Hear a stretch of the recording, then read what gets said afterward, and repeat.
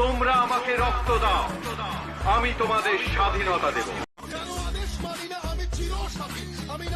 আমি সুভাষচন্দ্রের দেশে জন্মেছি ক্ষুদিরামের দেশে, যারা স্বদেশ বাঁচাতে ব্রিটিশদের সাথে লড়েছে ছদ্মবেশে। তাদের শ্রম সার্থক হয়েছে, মিথ্যে হয়নি সেদিনের বলিদান। ব্রিটিশের চোখে ধুলো দিয়ে তারা প্রমাণ করেছে তারা ভারত মাতার প্রকৃত সন্তান। কিন্তু সেই স্বাধীনতা আজ প্রশ্নের মুখে, সেই বিপ্লবী চেতনা হারিয়েছি মোরা।